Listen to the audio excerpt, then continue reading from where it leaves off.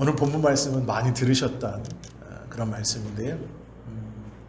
로마서는 바울이 로마에 있는 성도들에게 보내는 편지입니다. 그런데요, 로마라는 것은 이 당시에 조금은 특별한 위치에 있는 그런 도시이고, 또 로마인이라는 것은 이 당시에 다른 사람들과는 조금 특별하다라고 자타가 생각했던 그런 사람들입니다. 왜 그러냐면 다 아시는 것처럼 예수님 시대 전부터, 훨씬 전부터 로마는 세계의 모든 곳이라고 말할 수 있을 만큼 넓은 땅을 오랫동안 정복했었습니다. 그리고 로마인들이 정복한 이 민족들을 3등분으로 나누었습니다. 즉 사람들을 3단계로 나누었는데요. 제일 꼭대기에 로마인들이 있고, 그 다음에 로마가 인정하는, 로마인만큼은 아니지만 로마가 인정할 만큼 문화적으로 뛰어나거나 군사적으로 뛰어나거나 아니면 어떠한 성숙한 면이 있어서 로마가 조금이라도 본볼 것이 있는 그러한 민족을 2등 국민처럼, 로마 시민은 아니지만 2등 국민처럼 그렇게 삼았고요.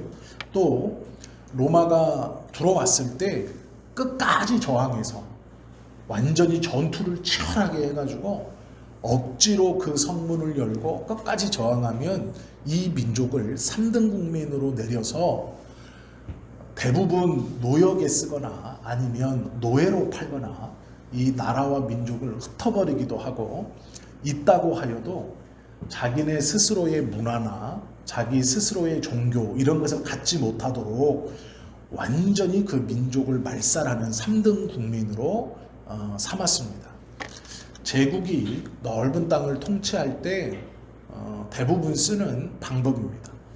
원래 자신의 본토인을 1등 국민, 그리고 자신의 본토인의 친화적인 것을 2등 국민, 그렇지 않고 미개하다 여기는 것을 3등 국민으로 삼아서 서로 경쟁하게 하는 겁니다.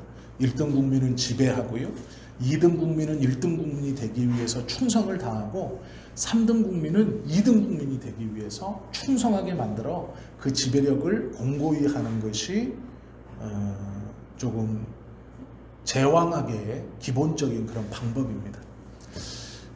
우리도 일제시대를 경험했습니다. 일본이 썼던 방법도 똑같습니다.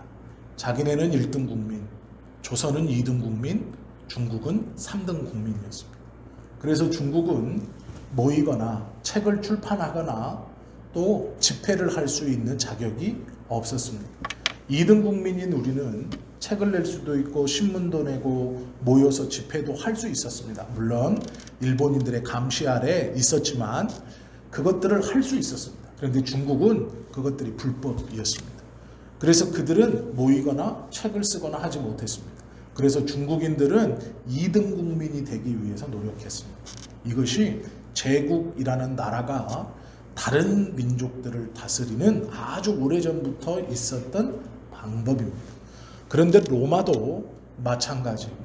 로마가 마찬가지라는 것은 어떤 의미냐면 로마가 이런 통치 방법을 썼습니다. 그리고 이 통치 방법은 매우 효과적이었습니다. 그래서 로마의 군인들이 다른 나라로 전쟁을 하거나 행군을 할 때 로마의 군인은 다 1등 국민이었기 때문에 2등 국민, 3등 국민들을 강제로 동원해서 자기의 짐을 지우고 이 10m마다 꼽혀 있는 깃발, 이 깃발을 약 40리 정도를 무상으로 부릴 수 있는 권한이 있었습니다. 그래서 로마인들이 행군할 때 그 행군 길에 있는 마을이나 그곳에 있는 성이나 이런 젊은이들이 로마의 군인들이 행군하면요 싹 다 도망칩니다. 눈에 띄지 않기 위해서.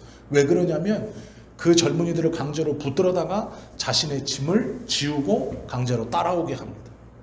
그러면 이 2등 국민, 3등 국민은 그것을 당연한 것으로 받아들이고 공짜로 그 무거운 짐을 지고 가서 자신이 해야 하는 의무 약 40리를 쫓아가서 그 짐을 다시 내려놓으면 이 로마의 군인은 그 동네에서 다른 일을 잡아다가 데려다가 자기 짐을 맡기고 따라오게 합니다. 이렇게 해서 행군하기도 했습니다. 이것이 1등 국민인 로마인들이 2등, 3등 국민을 대우하는 방법이었습니다.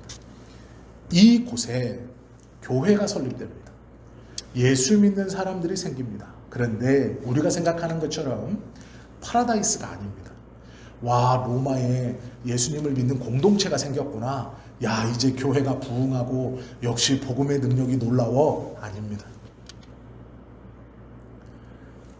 이 로마에 교회가 세워졌다는 것은 현실적으로 어떤 것이냐면 이 교회의 구성원 대부분이 아주 소수인 1등 국민 로마인 소수, 그리고 그 공동체의 다수인 2등 국민, 3등 국민인 비로마인들이 그 교회에 소속되어 있는 공동체입니다.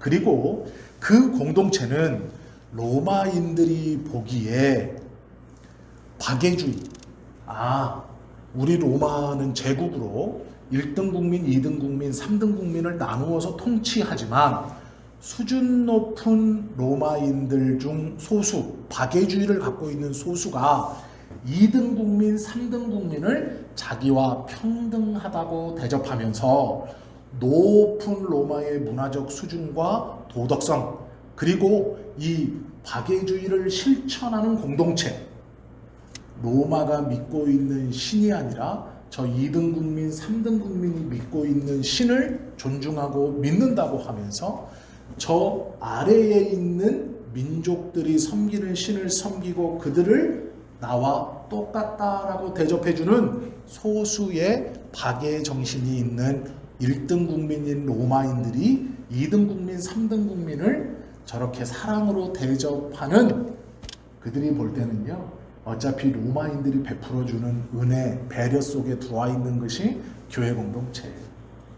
우리가 생각한 것처럼 로마에 있는 교회가요, 복음으로 그렇게 아름답게 서로가 서로를 끈끈이 사랑해준다라고 주변에서 보고 있지 못했고 그렇게 볼 수 없는 것이 현실입니다.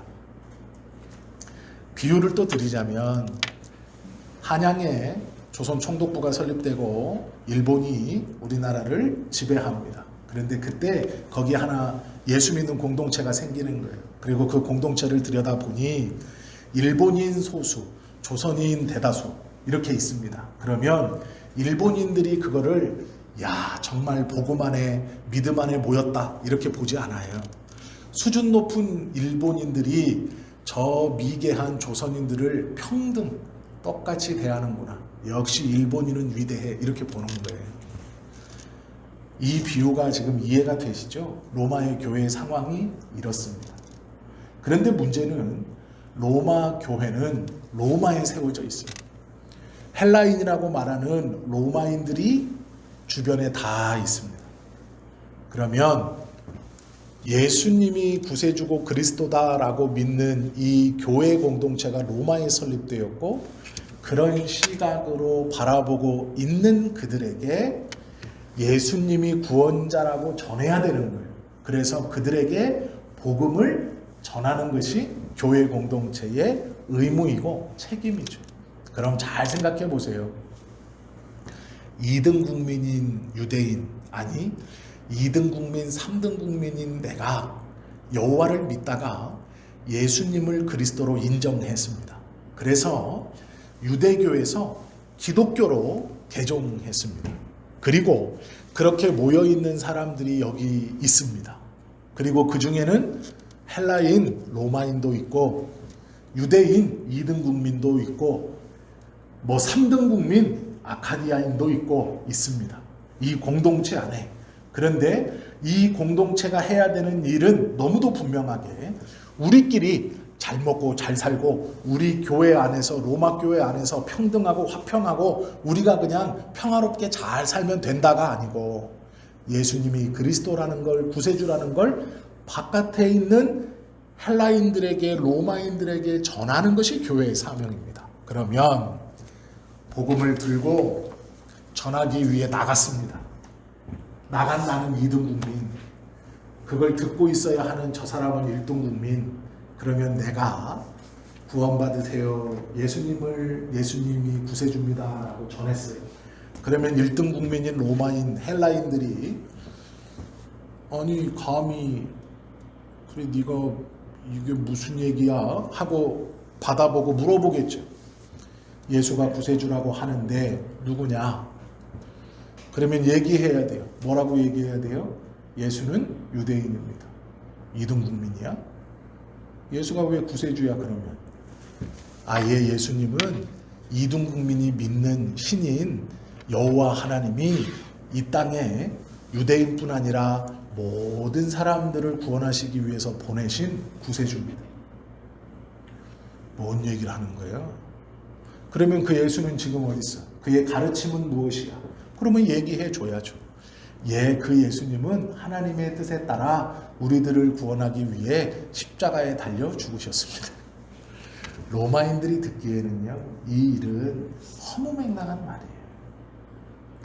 십자가는 그 전부터 있었던 형벌이었습니다. 그런데 로마인들은 십자가라는 것을 로마인들이 구체적으로 사용하기 시작했고, 또 특별히 로마인에게 십자가라는 것은 내란범, 선동범, 정치범, 반란 세력들이 못 박혀 죽는 것이 십자가입니다. 로마에서 내리는 가장 치욕적인 혈범 중 하나예요. 그러면 예수님이 구세주입니다. 아 그래? 그는 지금 어디 있는데? 십자가에 달려 죽었습니다. 그럼 로마인들이 듣기에는 결국 우리들한테 죽었구만. 반란 일으키다가 진압돼서 죽은 정치범이구만. 유대인들인데 유대인 중 하나인데 유대가 로마에 반란 일으키려고 저기 예루살렘이라는 저 뭐 듣도 보도 못한 그 조그마한 소도시에서 주목받지도 못하는 그 소도시에서 좀 사람 좀 모으고 이렇게 했다가 죽었던 아니 뭐 그 사람을 구세주라고 그래. 이런 반응이. 그러면 로마의 교회의 성도들이 이 복음을 온전히 전할 수 있었을까요? 아니요. 쉽지 않아요. 우리의 생각에 드디어 로마의 교회가 생기고 예수 믿는 사람들이 생기고 그 교회 안에는 로마인, 유대인 또 여러 민족의 그런 사람들이 들어와서 유대인들처럼 유대교처럼 차별도 없이 하나로 평등하게 참 아름다운 공동체 아니요. 그렇지 않아요. 외부에서는 또 따뜻한 시선으로 저 사람들은 대단해. 믿음 하나로 사회적인 편견 다 이기고 저렇게 모여가지고 하나님을 찬양하고 구원받은 사람 역시 달라. 아니요. 그렇게 안 봐요. 밖에서 쳐다볼 때도 박애정신이 있는 탁월한 아주 점잖은 신사 같은 로마인들이 저 미개한 사람들에게 사람이 무엇인가, 인간이 무엇인가, 존중이 무엇인가를 지금 베풀어주는 공동체예요. 밖에서 보기엔 그렇습니다. 그리고 그들이 전하는 예수가 그리스도라는 말은 로마인들이 듣기에 말도 안 되는 얘기예요. 이것이 로마 교회의 현실입니다.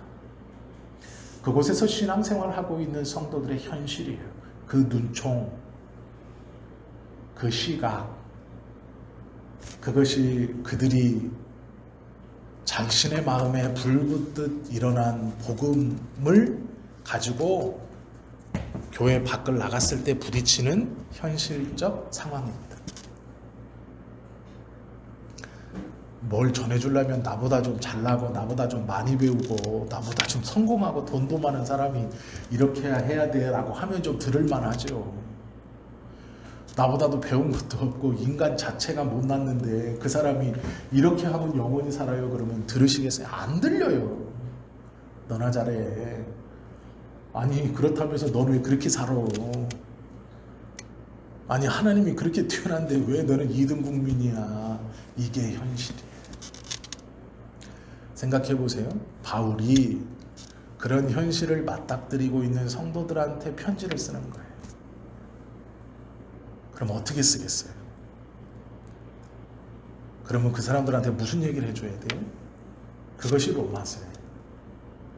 로마서를 이해하려면요, 로마 교회를 아름다운 공동체로 보면 이해가 안 돼요. 로마 교회는 처절한 공동체. 그 편견, 그 선입견, 그 차별, 그 안에서 자기들끼리 예배할 때는 너무나 좋죠. 너무나 기쁘고 너무나 감사하죠. 그러나 그 벽 하나만 나가면 자신들이 생각했던 것과는 전혀 다른 현실이 자신들을 맞이하고 있어요. 그것이 로마 교회예요.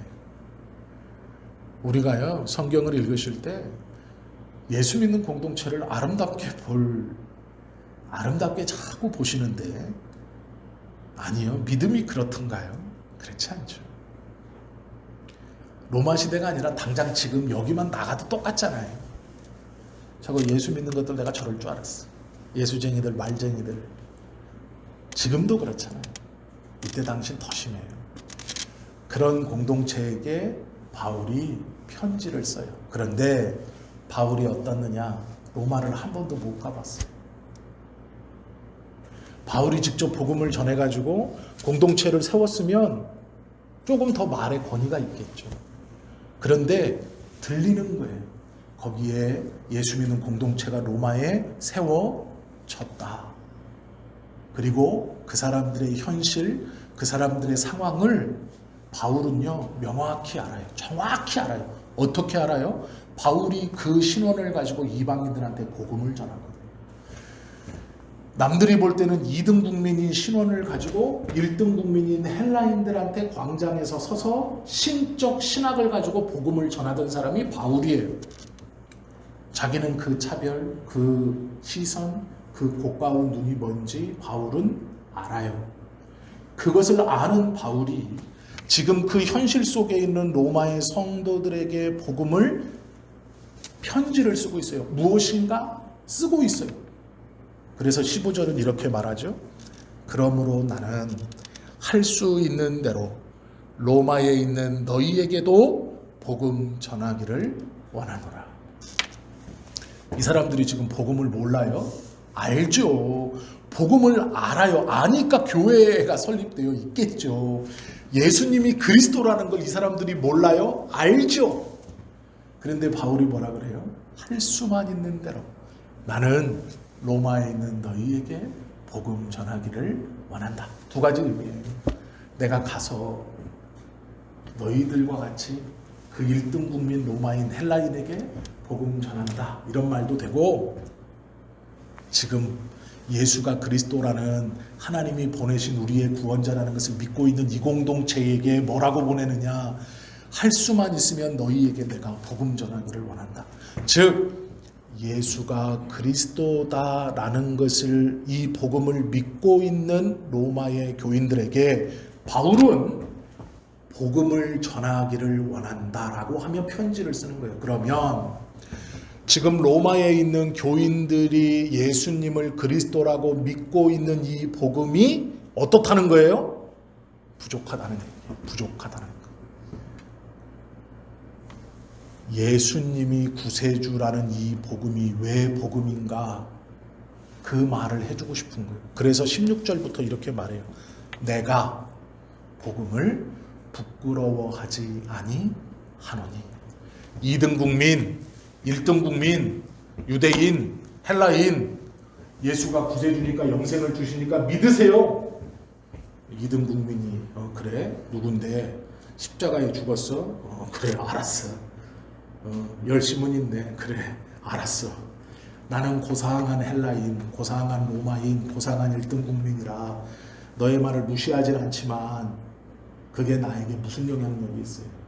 나는 로마 황제가 내려주는 의뢰 안에 태어날 때부터 1등 국민이고, 로마를 돌보는 너무도 힘이 있고 능력 있고 우리를 이렇게 이 나라를 강하게 하는 놀라운 신들을 믿고 있어요. 그것도 너희처럼 저기 지방 어디 저 가나안이라고 하는 땅, 갈릴리, 거기서도 예루살렘, 물도 없고 뭐 풀도 별로 없고 그런 땅에서 뭐 유대인 알겠어. 그런데 우리는 달라. 세계의 중심, 최강대, 몇백 년 동안 이 권력을 유지해오는, 나는 나면서부터 1등 국민, 죽을 때까지 1등 국민. 나는 길 가다가 2등 국민을 보면 붙들어서 40리 내 마음대로 써도 공짜로 쓸 수 있는, 그런 사람, 너는 내가 지금이라도 붙들어서 40리 데리고 가면 내 짐 지고 쫓아와야 되는 사람. 복음이 부끄럽지 않다라는 것은요, 그냥 우리들이 생각하는 어떤 환상 같은 거예요. 이때 로마의 성도들은 복음으로 무장돼서 그 선입견을 다 이기고 그 사회적인 눈총을 다 이기고 오로지 복음에 불타서 예수 믿으세요. 무시당하면서도 예수 믿으세요. 그 고가운 시선에서도 오로지 예수님만 붙들고, 아니요, 그렇지 않아요. 바울이요, 내가 복음을 부끄러워하지 아니하노니. 지금 로마의 교인들도 복음이 뭔지 알아요. 그런데 그들은 지금 눌려 있어요. 예수님을 구세주라고 믿고 있는 공동체, 예루살렘에서 그 십자가의 사건을 경험하고 그곳에서 예수가 행했던 일을 경험하고 그 핍박을 피해 원근각초로 흩어져 로마까지 흘러 들어오고 그 복음이 지중해 반을 건너서 로마에 있는 사람들을 변화시켜 예수 믿는 공동체로 설립되어 교회가 되었을 때 우리가 생각하는 것처럼 그렇게 아름답고 그렇게 이쁘고 그렇게 신앙의 모범이 되고 보기 좋은 그런 공동체가 아니에요. 처절하고 어쩌면 로마의 문화, 로마의 모든 것에 눌려있는, 꽉 눌려 답답함 가운데 있는 그런 공동체예요. 그 공동체에게 첫 번째 하는 말이 뭐냐면 복음을 부끄러워하지 않는다라는 거예요. 단순히 복음을 부끄러워하지 않는다. 덮어놓고 믿어라. 덮어놓고 믿어야 돼. 너 핍박해도 믿고, 너 누가 조롱해도 믿고, 너 누가 뭐라고 해도 믿고, 남편이 핍박하고 부모가 핍박하고 누가 뭐라고 해도 덮어놓고 믿어라. 하나님한테 기도해라. 그러면 되는 거야. 저 사람들이 뭘 알아? 에이, 저것 다 지옥 갈 것들. 뭘 알아 저것들이. 모르니까. 아니요, 그 말이 아니에요. 내가 복음을 부끄러워하지 아니하노니는 덮어놓고 믿으란 얘기 아니에요. 내가 복음을 부끄러워하지 아니하노니, 여기까지만 딱 끝나면 덮어놓고 믿어야 돼. 이런 설명 필요 없죠. 그런데 부끄러워하지 않는 이유 첫 번째 써 있어요. 이 복음은 모든 믿는 자에게 구원을 주시는 하나님의 능력이 됩니다. 이게 부끄러워하지 않는 첫 번째, 믿는 모든 자에게 구원을 주시는 하나님의 능력이다 라는 것. 로마의 교인들은 복음이 뭔지 알아요. 예수님이 구세주라는 걸 믿고 있기 때문에 지금 모여 있어요. 그런데 그들은 눌려 있죠. 그들에게 바울이 복음을 부끄러워하지 않는다. 첫 번째 이유, 믿는 모든 자들에게 구원을 주시는 하나님의 능력이기 때문에 복음을 부끄러워할 필요가 없다라는 것이죠. 먼저는 유대인에게요, 또한 헬라인입니다. 2등 국민뿐만 아니라 1등 국민에게도 구원을 주시는 하나님의 능력인 예수가 그리스도라는 복음, 그것이기 때문에 부끄러워하지 않는다라는 거예요. 이 말은요, 이 편지를 받고 있는 로마에 있는 그리스도인들, 기독교인들에게 단비 같은 얘기예요. 어떻게 설명하지도 못했고 어떻게 이렇게 하지도 못했던 그걸 해결시켜주는 말이에요. 복음을 부끄러워하지 않을 이유, 덮어놓고 믿어라 아니고요. 복음을 부끄러워할 필요가 없는 이유 첫 번째, 모든 믿는 자에게 구원을 주시는 하나님의 능력이기 때문이다 라는 거예요. 유대인에게요, 또한 헬라인입니다.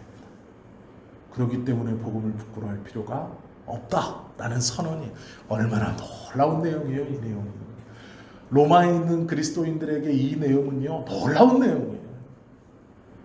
너무도 귀하고 너무도 복된 내용이죠. 이 한 구절로 그들의 눌림이나 어쩌면 그들의 마음에 있었던 답답함, 그것들을 팍 터뜨려주는 그러한 고백이죠. 이것이 복음의 위력이에요. 하나님의 능력이라는 것은 하나님의 결심이에요. 하나님이 마음 먹었어요. 구원 주기로. 어떤 일을? 복음을 믿는 자들. 하나님이 마음 먹었어요. 내가 마음 먹었다. 너희들을 구원하기로. 그런데 어떤 이들을 구원하기로 마음 먹었냐? 내 아들 예수를 그리스도로 믿는 자들을 내가 구원하기로 마음 먹었다. 그 말이에요. 그 말은 뭐예요? 하나님의 개입이에요. 하나님이 먼저 다가오시고 개입하시고 구원의 길을 열어주셨다라는 거예요. 우리가 살아가면서 어떤 환경과 여건과 사람의 눈총들 상황들이 우리를 누를 때 누구하고 상담하거나 심리치료하면 그것들이 해방돼서 다 잊혀지고 트라우마가 없어지고 그렇지 않아요. 근본적인 문제가 해결이 안 되죠. 좋아진 것 같지만 그 사람 앞에 가면 또 움츠러들고 그 상황에 있으면 손이 벌벌벌 떨리는 것이 사실이에요. 그걸 이길 수 있는 방법이 있대요. 하나님의 개입이에요. 내가 할 수 없는 일을 하나님이 개입하시는 거예요. 신이 헤집고 들어와 버리는 거예요. 그래서 해결해 버리는 거예요. 그것보다 더 확실한 해결이 어디 있습니까? 내가 마음 먹는 게 아니고요. 하나님이 마음 먹으신 거예요. 너를 구원하겠다. 걱정하지 마. 너에게 다시 일어나는 그것들 내가 해결하겠다. 걱정하지 마. 이것이 하나님의 개입이에요. 믿는 모든 자들에게 주시는 구원의 능력, 이 말은 하나님이 개입하신다. 먼저 마음 먹었다. 이런 말입니다. 복음을 자랑하는 이유가 이것이죠. 모든 믿는 자에게 구원을 주시는 하나님의 능력이에요. 이것이 꼭 영혼의 구원에 한정되어 있는 것은 아닙니다. 우리의 삶과 우리의 몸을 누르고 있는 모든 것에서요. 그렇기 때문에 부끄러워할 필요가 없다. 바울은 선언하고 있습니다. 성경은 그것을 우리에게 말하고 있죠. 바울의 꺾이지 않는 자신감의 첫 번째는 하나님의 개입이에요. 하나님이 마음 먹었기 때문에 당당할 수 있는 것이죠. 1등 국민과는 비교할 수 없는 권위를 가지신 그분이기 때문에 그렇죠. 구원을 베풀어 주시는 하나님의 능력이라는 것은 하나님이 드러나는 것입니다. 18절에 보시면 읽진 않았지만 이런 말씀이 있죠. 하나님의 진노가 불의로 진리를 막는 사람들의 모든 경건하지 않음과 불의에 대하여 하늘로부터 나타나나니 라고 말씀하고 있어요. 불경건, 불의함에 대해서 하나님이 하늘로부터 친히 나타나신다. 개입하겠다 이런 말이죠. 로마의 교인들에게 이 로마서는요 한 줄기 빛과 같아요. 이것은 단순히 바울의 말이 아니라요 그들의 심령을 크게 울리는 하나님의 음성이에요. 내가 개입하겠다. 부끄러워하지 마라. 내가 마음 먹었다. 너희는 움츠려들지 마라. 2등 국민이지만 1등 국민인 헬라인에게 당당하게 전해라. 1등 국민보다 비교할 수 없는 하나님께서 구원하기로 마음 먹었다. 어떤 마음이요? 예수님을 그리스도로 고백하는 자들을 구원하기로. 제가 아는 분이 저에게 이런 말을 했어요. 목사님, 죄를 많이 지면 지옥 가나요? 그래서 제가 망설이지도 않고 아니요, 지옥 안 갑니다. 그래도 이렇게 쳐다봐요. 아니, 죄 지면 지옥 가는 거 아니에요. 아니에요. 그건 주객이 전도된 거예요. 지옥 가는 이유는요, 예수님을 안 믿어서예요. 죄 지은다고 지옥 가는 게 아니고요, 예수님을 안 믿어서 지옥 가는 거예요. 법이 없으면 죄가 없죠. 이걸 잘 생각해 보셔야 돼요. 내가 죄를 많이 지으면 지옥 가나? 아니에요. 성경은 그렇게 말하고 있지 않아요. 예수님을 믿지 않으면 지옥 간다고 얘기해요. 하나님의 개입을 인정하지 않으면 내가 죄를 짓는 것, 그래야 지옥에 가는 것이라고 생각해요. 그러나 하나님의 개입을 인정하는 순간 죄의 유무는 중요한 게 아니에요. 하나님의 개입의 방법인 예수를 그리스도로 내가 인정하느냐가 중요한 거예요. 하나님은 그걸 기준으로 삼으신다는 거예요. 바울의 말은 그런 말입니다. 하나님의 개입을 인정하느냐? 그 인정하는 자는 두려워할 필요가 없다. 부끄러워할 필요가 없다. 하나님의 나타나심이 있을 것이다. 믿는 자에게 나타나고 불의한 자에게 나타날 것이다.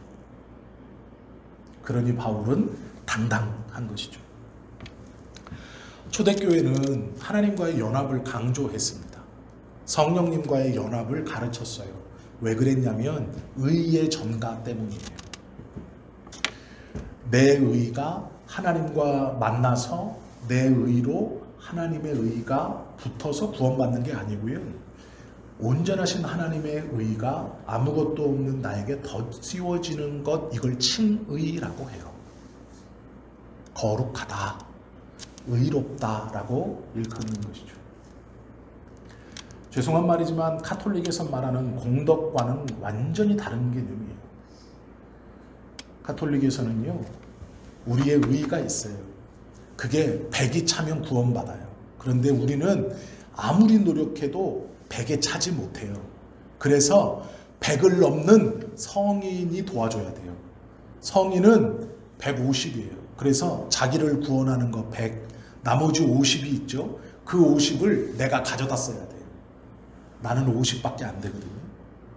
그래서 세례 받을 때 자신들의 이름이 아니라 성인들의 이름으로 세례를 받아요. 그의 공덕을 네가 받아라. 그것도 부족해서 마리아의 공덕을 갖다 쓰죠. 그래야 구원받는다 라고 가르쳐요. 성경은 그렇게 가르치지 않아요. 구원받는 것은요, 하나님의 작정이에요. 하나님의 개입이에요. 모든 믿는 자에게 구원을 주시는 하나님의 능력이에요. 이것이 복음이에요. 다른 것 첨부될 것이 없어요. 다른 것이 그 자리에 낄 수 없어요. 그런데 교묘하게 말장난으로 끼워놔요. 그건 부끄러운 복음이에요. 그것 때문에 로마의 기독교인들이 움츠러 있는 거예요. 내 안에 믿음이 있는데, 이것이 구원인데, 이것이 확실한데 나가서 전해야지. 나는 2등 국민, 얘는 1등 국민.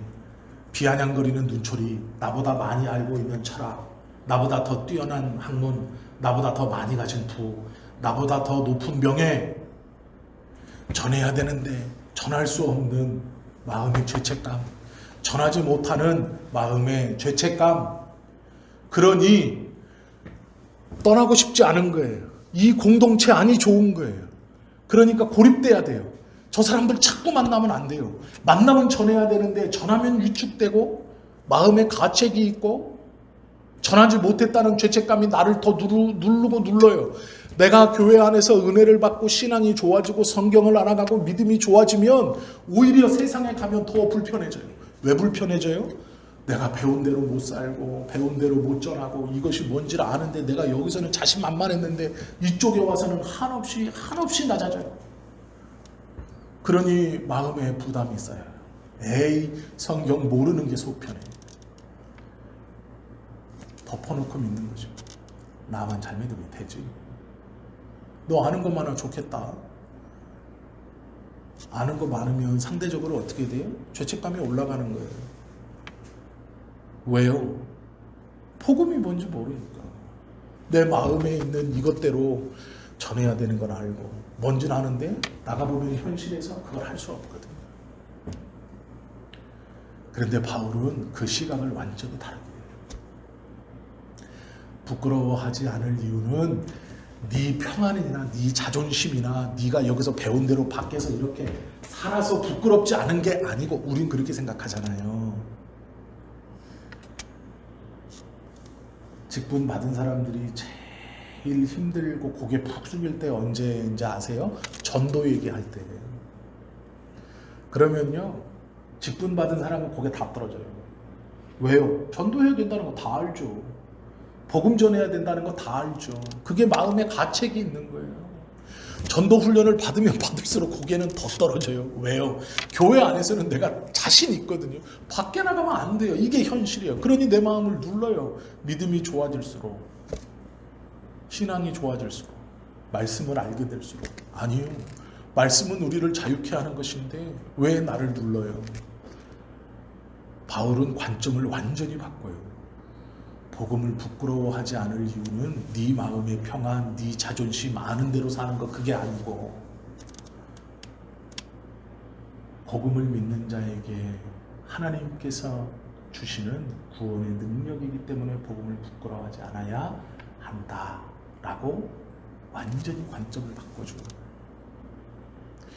네 행위로 하고 사냐 못하고 사냐로 당당하고 당당하지 못하고를 결정하는 게 아니고, 그 당당함은 하나님께 있는 거예요.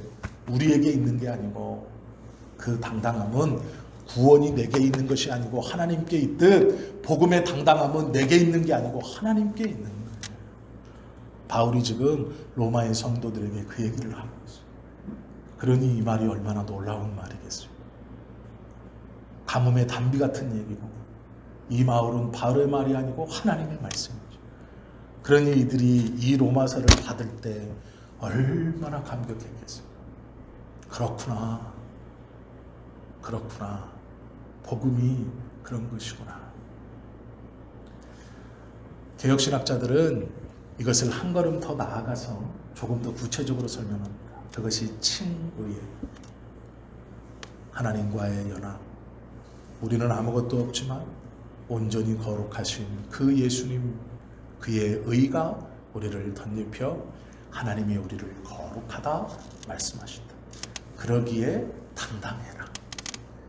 그러기에 구원을 의심하지 말아라. 개혁주의자들은 이것을 조금 더 자세히 가르친 거예요. 그래서 칭의라는 말을 사용하죠. 그리고 성도님들에게 이것을 가르쳐 주길 원했어요. 이게 다른 말이 아니에요.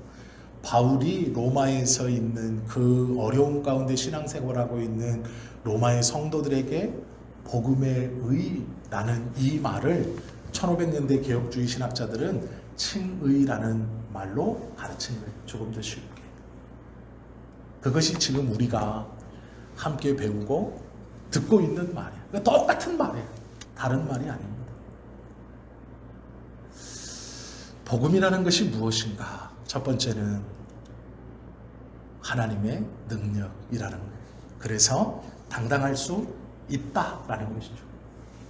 그런데요, 17절 말씀에 보면 중요하게 여기고 잘 이해해야 되는 말이 하나 나와요. 그게 무엇이냐면, 두 번째, 복음에는, 자 이제 16절에서 첫 번째 복음을 부끄러워하지 않을 이유에 대해서, 첫 번째, 모든 믿는 자에게 구원을 주시는 하나님의 능력이기 때문에 부끄러워하지 마라. 이게 첫 번째 가르침이고, 두 번째, 복음에는 이라면서 17절에 하나를 또 말하고 있는데요. 이거예요. 하나님의 의가 나타나서. 복음에는 하나님의 정의로움, 공의로움이 나타나요. 믿음으로 믿음에 이르게 하나니, 이게 무슨 말인지 모르겠어요. 믿음으로 믿음에 이른다. 믿음으로 믿음에 이르게 하나니, 기록된 바 오직 의인은 믿음으로 말미암아 살리라. 이게 무슨 말일까?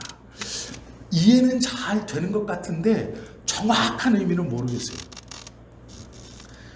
믿음으로라는 말은, 앞에 믿음으로라는 말은 믿게 하셔서라는 말이고요. 뒤에 믿음에라는 믿음을 발휘하여라는 말이에요. 자, 이것도 잘 이해가 안 되죠? 저도 잘 이해가 안 돼요. 그래서 제가 몇 번 말씀드리잖아요. 목사가 하는 일은요, 성경을 정확하게 쉽게 풀어야 되거든요. 근데 아직 제가 연소해가지고 잘 못 풀어요. 그래서 신앙생활을 오래 하신 우리 성도님들이 찰떡같이 알아들으셔야 돼요. 찰떡같이. 제가 좀 부족하더라도. 믿음으로 믿음에 이르게 한다. 믿게 하셔서 믿음을 발휘하게 하신다. 이 말을 제가 예를 들어 볼게요. 이런 거예요. 이것만 이해하시면 돼요. 어떤 사람이 평소에 좀 아는 사람이었어요. 근데 저에게, 우리 성도님들에게 선물을 주는 거예요. 선물을 준다고 막 광고를 해요. 그래서 야, 내가 내일 만나면 너한테 정말 좋은 선물을 줄 거야. 그래서 내일이 됐어요, 이제. 그래서 막 그 사람을 찾죠. 나한테 선물 준댔으니까. 근데 저기 있네요. 그래서 기쁜 마음으로 막 가서요. 야, 나한테 선물 준다며? 그랬더니 내가 너한테 오늘 자동차를 줄 거야. 벤츠. 너 한번 타봤니? 7시리즈야.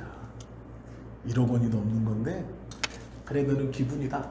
마으마으 줄게. 벤츠 중에 제일 좋은 거래요. 몰라요. 저도 안 타봤어요. 그냥 벤츠 중에 제일 좋은 거래요. 더 좋은 거 있을지도 몰라요. 하여간 그래요. 자, 벤츠 자동차를 선물로 준대요. 그런데 벤츠를 받는다는 기쁨, 내가 야 이걸 돈 주고 살려면 그런데 저한테 준대요. 우리들한테 주는 거예요. 이제 한 대씩 마으마으를 얼마나 좋아요. 선물인데 그냥 준대. 공짜로 딱 줬는데 받았어요. 그런데 막 큰 상자가 오는 거예요. 와, 상자에 쌓여서 벤츠가 오는 거예요. 기쁜 마음으로 딱 뜯었는데 타이어, 핸들, 라이트, 본넷, 뭐 뒤 저기 유리창 이게 다 분해돼 있네. 부품 수천 가지가 박스 안에 들어있는 거예요. 프라모델처럼. 그러면서 뭐라 그러냐면 자, 선물로 줄게. 그러면 그걸 받고 받긴 받았잖아요. 벤츠. 그런데 다 분해돼 있는 거예요. 부속품을 줘 나한테. 나보고 조립해서 타래. 그럼 탈 수 있어요? 탈 수 있는 사람 몇이나 돼요? 못 타죠. 이게 율법 같은 거예요. 분명히 받긴 받았어요. 벤츠인 건 알겠어 내가. 그런데 나보고 조립해서 타래. 자동차를. 해본 적이 있어야지 내가. 능력이 안 돼. 받긴 받았어요. 아닌 건 아니야. 벤츠는 맞아요. 타이어도 보면 벤츠 타이어고 마크도 있고 핸들도 벤츠예요. 그런데 너트, 볼트, 뭐 유리창 다 분해돼 있어요. 나보고 조립해서 타라는 거예요. 이게 율법이에요. 그러면 믿음으로 믿음에 이르게 한다는 게 뭐냐? 벤츠를 준대요. 큰 박스가 왔어요. 나한테 키를 딱 주고요. 눌러봐. 삑삑 하면 저기서 시동이 무릉 거리는. 그러면 나는 야 이거 조립 누가 했어? 이런 거 아니고 고마워 하고 삑 하고 문을 열고 타고 다니는 거예요. 그래서 익숙해지면 베스트 드라이버가 되는 거예요. 이게 믿음으로 믿음에 이르게 한다라는 은혜라는 설명이에요. 똑같은 벤츠를 준다고 하고 똑같은 귀한 것을 받았어요. 그런데 부품으로 주고 네가 조립해서 타 그러면 탈 사람 거의 없어요. 대부분 사람 못 타요. 이게 율법 같은 거예요. 네 능력으로 구원 받아봐. 야, 하나님의 나라가 여기 있어. 천국이 이거야. 하나님이 우리를 위해서 하신 계획이 있어. 너를 구원해 주실 거야. 이게 부품이에요. 네가 조립해서 타라는 거예요. 못 타요. 남자들은 한 타이어 정도는 낄 수 있겠죠. 큰 부품들은 낄 수 있겠죠. 조금 더 하는 사람은 뭐 라이트 정도 연결하겠죠. 전자장비 가면 어떻게 할 건데. 뭐 틀리다는 건 아니지만 여성들 같은 경우는 타이어도 못 낄 거예요. 뒷타이어인지 앞타이어인지 타이어가 먼저 들어가는지 유리창을 먼저 껴야 되는지 모를 거예요. 남자들도 뭐 마찬가지겠지만 믿음으로 믿음에 한다는 건 뭐냐면 선물을 주신 분을 믿고 삑 눌러서 타고 다니다가 내가 익숙해지면 베스트 드라이버 되는 거예요. 이것이 하나님이 우리에게 주신 은혜라는 거예요. 이게 구원이에요. 좋은 것을 받았는데 부품으로 받아서 네가 조립해서 타고 다녀라 라는 건 율법이고요. 좋은 것을 받았는데 완성품을 주신 거예요. 나는 그냥 받아서 이제 타기만 하면 돼요. 이걸 누가 조립했는지 궁금할 필요 없어요. 이거를 가다가 부서지지 않을까 두려워할 필요 없어요. 그냥 이제 잘 타고 다녀서 익숙해지면 돼요. 좋은 믿음, 좋은 성도가 되면 돼요. 하나님이 내 죄를 다 용서해 주셨고 그리스도를 통해서 이 모든 것을 예비해 주셨고 하나님께서 나에게 주신 이 믿음 이것들을 잘 누리면 되는 거예요. 이거는 누가 조립했고 핸들은 누가 조립했고 라이트는 어떻게 하고 그런 거요. 따지실 필요 없어요. 믿음으로 믿음에 이르게 한다라는 말은 주신 분을 신뢰하는 거예요. 조립한 걸 신뢰하는 게 아니고요. 주신 분을 신뢰하는 거예요. 나에게 주신 분이 좋은 것, 안전한 것을 주셨다. 그러니 주신 분을 신뢰하니까 이 차를 타는데 불안함이 없는 거예요. 두려움이 없는 거예요. 주신 분을 신뢰하니까 나는 그냥 잘 타고 다니다가 익숙해지는 좋은 드라이버가 되면 돼요. 그리고 목적지까지 잘 가면 돼요. 그것이 하나님이 우리에게 허락해 주신 놀라운 복음의 두 번째. 주신 분을 믿어라. 받고 나를 믿는 게 아니에요. 내 자동차 조립 실력을 믿는 게 아니에요. 내가 그걸 알았으니 이것도 하고 저것도 하고 이것도 잘해야 되고 저것도 잘해야 되고 내가 이렇게 잘 조립해가지고 완전한 차가 됐어. 그러니 내가 이걸 잘 타고 다녀야지. 그런 말이 아니에요. 그렇게 할 수 없습니다. 우리는. 주신 분을 믿으면 불안해하지 않고 이 차를 탈 수 있는 거예요. 그것이 믿음으로 믿음에 이르게 한다라는 의미예요. 하나님께서 복음을 주셨으니, 하나님께서 예수를 그리스도로 나에게 믿게 하셨으니 그 예수가 그리스도이심을 의심하지 않는 거죠. 그걸 신뢰하는 거예요. 그리고 나는 그 복음을 붙들고 함께 살아가는 거죠. 그래서 좋은 믿음의 사람, 좋은 붙듦의 사람이 되면 된다라고 말씀하시는 거예요. 바울이 말하는 두 번째 복음의 특징은 주신 분을 신뢰하라라는 거예요. 네 능력을 신뢰하는 게 아니에요. 내가 이것도 할 줄 알고 이것도 조립하고 이 부분도 조립할 줄 알고 내가 썬루프도 달 줄 알고 내가 썬팅도 할 줄 알고 내가 전기도 다 만지고 내가 모든 전자제품 프로그램 다 만지지. 그거 신뢰하라는 게 아니에요. 너 그거 완벽하게 돼야 좋은 신앙인, 좋은 드라이버, 좋은 운전자 그렇게 말하는 게 아니에요. 주신 분 신뢰하고 너는 그냥 타고 다니면 돼요. 익숙해지면 좋은 운전자예요. 믿음으로 믿음에 이르게 한다라는 말은 하나님을 신뢰하는 거예요. 마지막까지 내 어떠함을 신뢰하지 않는 거예요. 하나님을 신뢰하는 거예요. 이게 복음의 놀라움. 로마에 있는 그리스도인들이 바울의 이 편지를 받았어요. 1장이 아직 끝나지 않았네요. 1장이 끝나지 않고 1장 초입. 위에는 안부인사고요.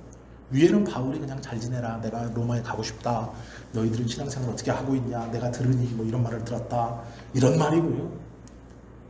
16절부터 15절부터 하고 싶은 말이 있어요. 그게 뭐예요? 복음이 무엇인가? 첫째, 하나님의 능력이다. 둘째, 하나님을 신뢰해라. 그렇기 때문에 부끄러워할 필요가 없다. 로마의 교인들이 이 말을 들었을 때 얼마나 기뻤을까요? 얼마나 감사했을까요? 여기까지 읽었을 때 그들의 마음이 얼마나 행복했을까요? 아, 나를 의지하는 게 아니구나. 하나님을 신뢰하고 하나님을 의지하는 거구나. 나는 그 하나님을 의지하니 두려워하지 않고 불안해하지 않고 하나님의 은혜를 막 건드리면 되는 거예요. 내가 이거 됐다고 저거 됐다고 반대로 이건 못했다고 저건 못했다고 불안해하거나 두려워하지 않는 것이고, 내가 부끄러워하지 않을 것은 내 어떠함이 아니고 내 어떤 모습이 아니라 구원을 주시는 하나님의 능력, 하나님의 개입, 하나님의 마음먹음이기 때문에 복음의 자신감은 내가 나를 보고 있는 게 아니라 하나님을 보고 있는 것입니다. 이들은 기뻤을 거예요. 이들은 이 말이 자신의 영혼을 소생시키는 말씀이었을 거예요. 복음이 무엇인가 알고는 있었지만 또렷해지는 두 마디예요. 우리도 마찬가지죠. 성경을 배운다는 것은 하나님께서 우리에게 원하시는 올바른 믿음을 소유한다는 거예요. 그렇다고 아무렇게나 막 살아라 이런 말 아닌 건 다 아시잖아요. 무엇을 말씀하고 있는지를 다 아시잖아요. 다 알고 있는 그 얘기, 다 알고 있는 그것을 좀 더 구체적으로 성경은 우리에게 가르쳐주고 있는 거예요.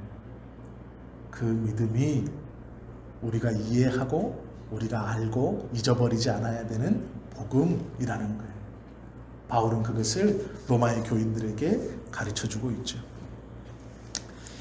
계시록 14장 6절에 보면 이런 말씀이 있어요. 또 보니 다른 천사가 공중에 날아가는데 땅에 거주하는 자들 곧 모든 민족과 종족과 방언과 백성에게 전할 영원한 복음을 가졌더라. 바울이 로마의 성도들에게 가르쳐준 이 복음은 땅에 있는 모든 민족, 족속, 백성, 방언에게 영원히 전해야 되는 마르지 않는 복음, 놀라운 복음을 그들이 하나님의 천사가 갖고 있는 그 복음이요. 지금 로마서 1장 15절, 16절, 17절에서 말씀하시는 그 복음. 그 복음이 다른 게 아니고요. 우리가 이미 알고 있는 그 복음이에요. 그 복음을 지금뿐만 아니고요. 천사들이 갖고 이 땅에 존재하는 모든 이들에게 영원히 전할 복음이에요. 그 똑같은 복음이 지금 우리에게 있는. 그러니 하나님을 의뢰하고 하나님을 신뢰하는 그 마음으로 자신감 있게 사셔도 돼요. 자기 스스로 환경과 여건, 나를 보시고 실망하실 필요 없어요. 그건 복음을 모르는 사람들이에요. 우리는 복음을 알고 복음을 믿죠. 그렇다면 우리가 믿는 바는 성경에서 가르쳐 주시는 복음이어야 해요. 내 느낌, 내 생각, 내 판단의 복음이 아니에요. 내가 이렇게 부족하니? 아니요. 나는 부족할 수 있지만 복음은 부족하지 않아요. 내가 이렇게 모자르니? 하나님은 모자르지 않아요. 바울은 부끄러워하지 않는데요. 자기가 아니고 하나님이기 때문이에요. 그렇기 때문에 부끄러워하지 않는다. 로마의 성도들에게 꼭 필요한 말씀을 가르치고 있죠. 우리도 마찬가지로 이 가르침을 마음에 품고 우리도 또한 바울처럼 복음을 부끄러워하지 아니하노니 이는 예수 그리스도를 믿는 모든 자들에게 구원을 베풀어 주시는 하나님의 능력이기 때문이고, 또 하나는 복음에는 하나님의 의가 나타나서 믿음으로 믿음에 이르게 하는 그 놀라운 은혜가 우리의 삶에도 여전히 드러나기를 예수님의 이름으로 축원합니다. 기도드립니다.